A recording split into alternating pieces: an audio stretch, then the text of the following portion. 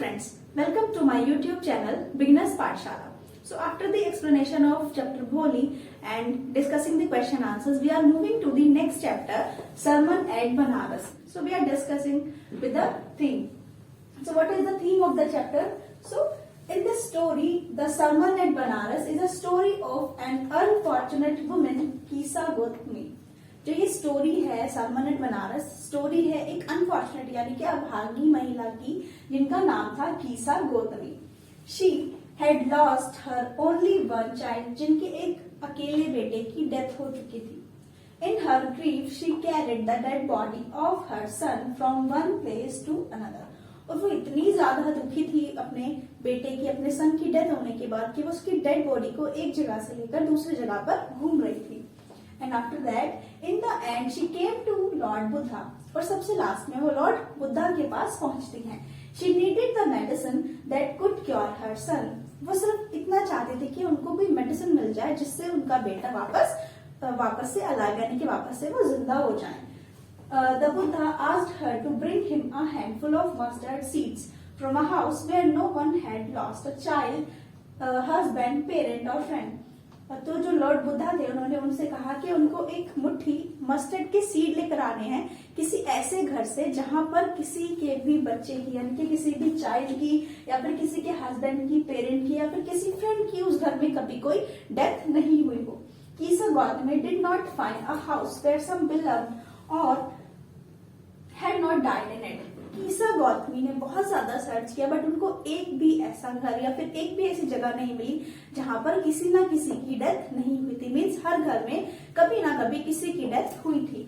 So she thought to herself that it was the fate of mankind. अब उन्होंने अपने आप से सोचा कि ये जो चीजें हैं, डेथ है, बर्थ है, ये मैनकाइंड का फेट है. ये सारी चीजें भी जरूरी और इम्पोर्टेंट है हमारे लिए. Death was inevitable.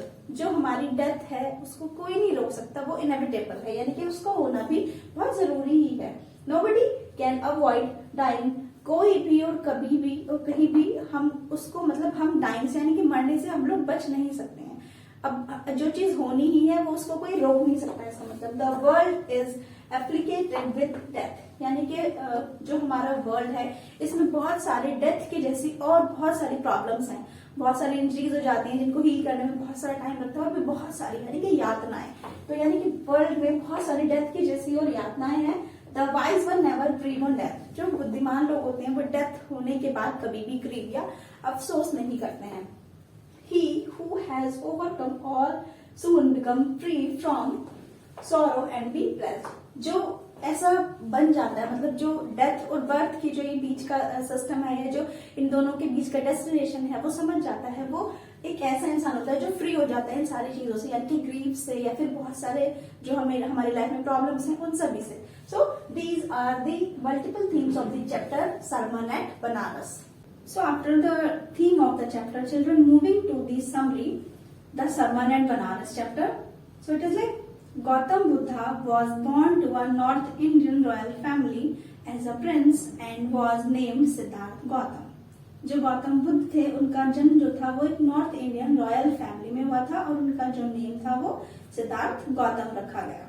When he was 12 years old, जब वो 12 years के थे, he was sent to a far away place to study Hindu scriptures and upon returning 4 years later he got married to a princess.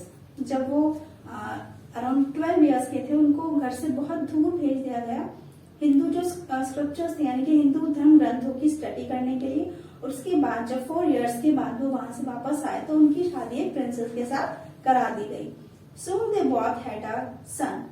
उसके बाद उन दोनों को एक बेटा हुआ and they continued to live the royal life for about 10 years.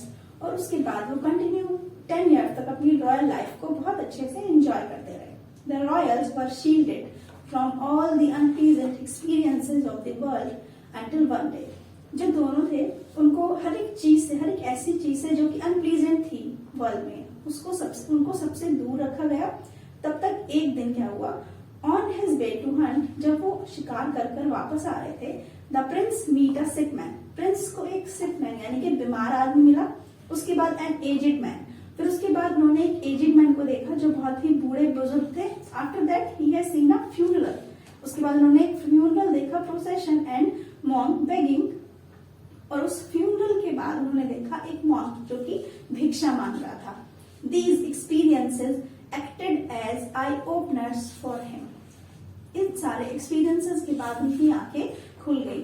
उनको ऐसा लगा कि उनको किसी और चीज की अभी मतलब कुछ और देखने की जरूरत नहीं है वर्ल्ड में. He left all the royalty behind to seek a higher sense of spiritual knowledge. उन्होंने अपनी सारी जो रॉयल्टीज थी, यानी कि उनका जो पूरा राजपाट था और सारी की सारी उनकी जितनी भी मतलब उनके लिए जो भी वहां पर चीजें थी, उन्होंने सब कुछ छोड़ दिया और उन्होंने घर भी छोड़ दिया स्पिरिचुअल नॉलेज के लिए. अपॉन अटेनिंग सैल्वेशन ही बिगेन टीचिंग. और उनके बाद जब उनको सैल्वेशन यानी कि मोक्ष की प्राप्ति हुई तो वो उपदेश देने लगे. He gave his first sermon in the city of Banaras. उन्होंने अपना सबसे पहला जो उपदेश था, sermon means उपदेश, जो अपना सबसे पहला उनका उपदेश था वो उन्होंने कहाँ दिया था? सिटी बनारस में. There was a lady named कीसा Gautami. वहाँ एक लेडी थी जिनका नाम कीसा गौतमी था, whose son had died, जिनके सन की डेथ हो चुकी थी. Suffering with unending pain, she went from house to house looking for medicine to bring her son back to life. अब वो इतनी ज्यादा मतलब उनको इतना ज्यादा पेन था अपने बेटे की डेथ के बाद, उनको इतना ज्यादा मतलब शॉक लगा था कि वो बस उनको कुछ समझ में नहीं आ रहा था. वो चाहती थी कि उनको कुछ ऐसी मेडिसिन मिल जाए जिससे जो उनका बेटा था वो वापस जिंदा हो जाए. People started thinking that the lady had lost her senses. लोगों ने बोलना शुरू कर दिया था कि जो लेडी है कीसा गौतमी है वो पागल हो चुकी है, उनकी सेंसेस खत्म हो चुकी हैं. One day she met a man who directed her towards Lord Buddha. एक दिन वो एक आदमी से मिली जिन्होंने उनको लॉर्ड बुद्धा के बारे में बताया. Who could possibly have a solution for her problems. और उन्होंने बताया कि लॉर्ड बुद्धा के पास उनकी प्रॉब्लम का सॉल्यूशन जरूर मिलेगा. Buddha asked her to look for mustard seeds. Buddha ने उनसे कहा कि उन्हें मस्टर्ड सीड्स ला कर दें. And the seed must be proceed from a house that had seen no death. लेकिन वो जो मस्टर्ड के सीड्स हैं वो उनको एक ऐसे घर से लाने हैं जहां पर कहीं भी किसी की डेथ नहीं हुई हो. Reinstated with hope, अपनी पूरी होप खो चुकी कीसा Gautami once again went on a search from house to house, but to her dismay she could not find mustard seeds from a house that would fulfill Buddha's condition.